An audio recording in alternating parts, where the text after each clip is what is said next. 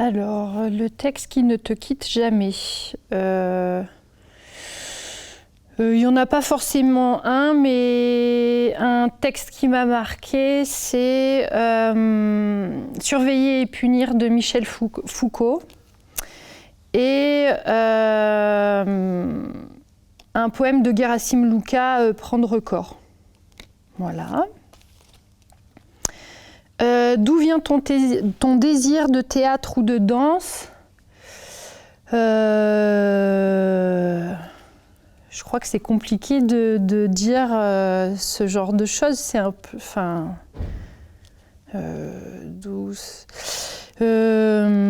c'est quelque chose qui vient de l'intérieur et après on décide d'être à l'écoute ou pas, et de s'en saisir, d'en faire quelque chose ou non.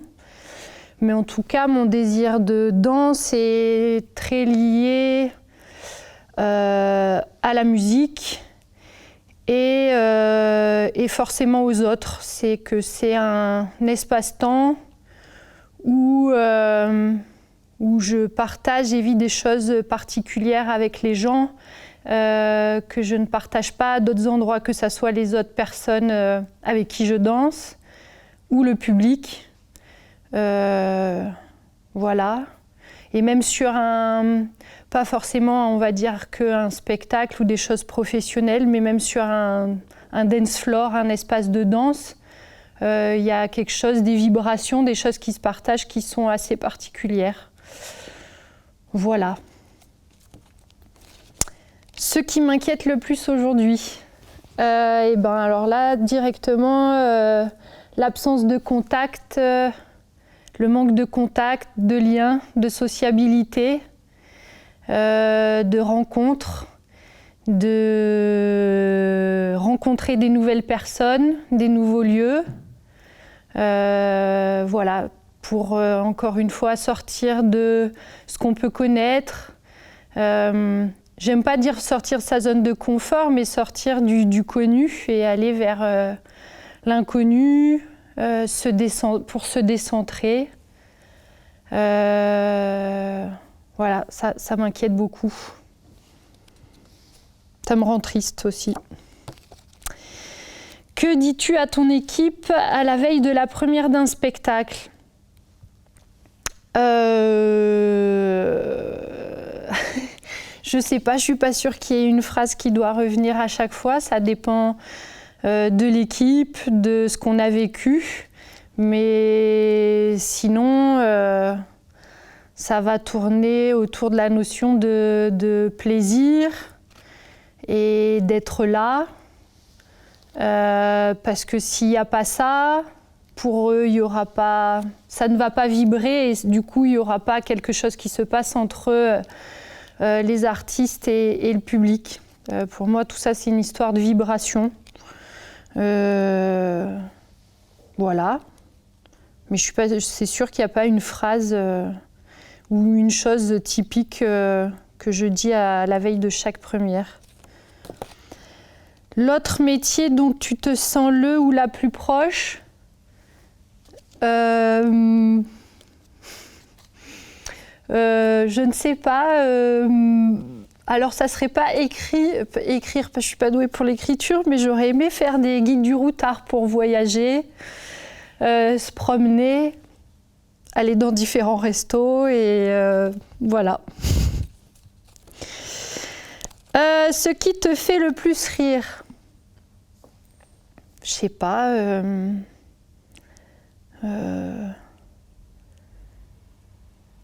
Ouais, non, j'en sais rien. Il n'y a pas de truc que l'humour, pour moi, la nécessité de l'humour, c'est quelque chose d'important. Mais je ne sais pas quoi répondre, je suis désolée. Quel sens donnes-tu à ton métier ? T'engage-t-il au-delà du plateau ? Ah bah oui, il m'engage au-delà du plateau, ça c'est sûr. Et le sens que j'y donne, en ce moment, je suis en train justement d'un peu le réinterroger, vu qu'on a beaucoup d'impossibilités de faire. Du coup, je parle plus de moi plutôt que du métier dans l'absolu, mais Pour moi, ça me donne l'impression d'être utile, même si, du coup, en ce moment, je le remets en question, du fait que, effectivement, on peut toujours créer, aller dans une salle, répéter, créer, mais moi, c'est pas à cet endroit-là où je me sens justement très utile, c'est l'autre part qui est le moment de lien avec le public, que ce soit dans le cadre d'ateliers, de spectacles, d'échanges après le spectacle, des moments conviviaux après les spectacles. Voilà, cette nécessité d'avoir des espaces-temps d'échange sensibles. Et du coup, oui, ça m'engage au-delà du plateau.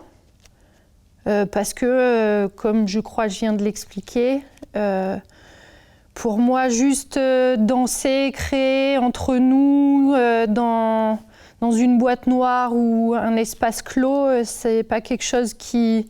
Je peux avoir du plaisir, mais ce temps-là va être extrêmement limité. Donc, voilà, c'est quelque chose qui manque dans la société. Voilà. Et donc oui, et puis c'est pour ça que j'ai du mal à dire que c'est qu'un métier, puisque les réflexions, la nourriture, la créativité, les inspirations, elles sont un peu partout, tout le temps. Donc voilà. Oui. Ta première fois au théâtre ou sur un plateau de danse en tant que spectateur et en tant qu'artiste?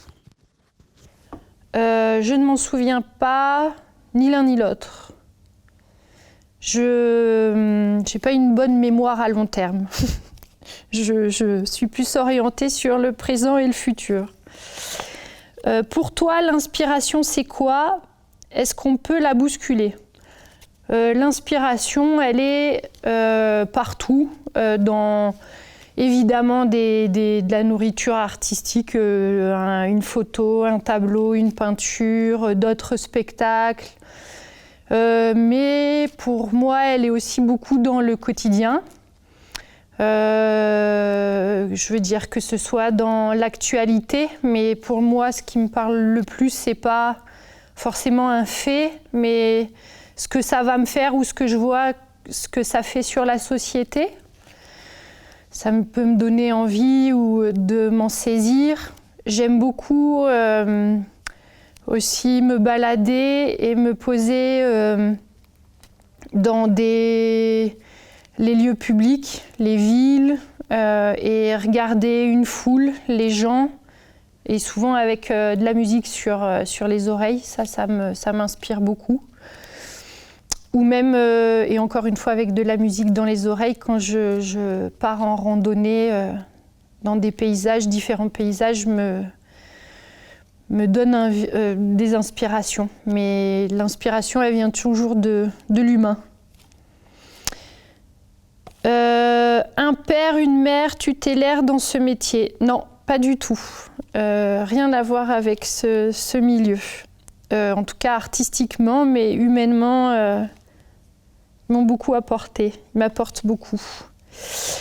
Oui, sur même la façon de gérer l'humain, puisque quand on dirige une compagnie, c'est une dimension qui est très importante à mon sens. Le texte... Ah bah ça y est, je suis revenue au début. Donc ça y est, j'ai fini.